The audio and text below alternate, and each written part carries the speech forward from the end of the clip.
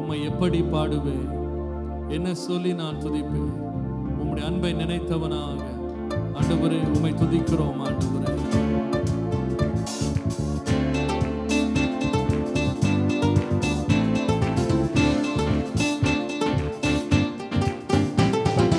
எப்படி நான் பாடுவேன்?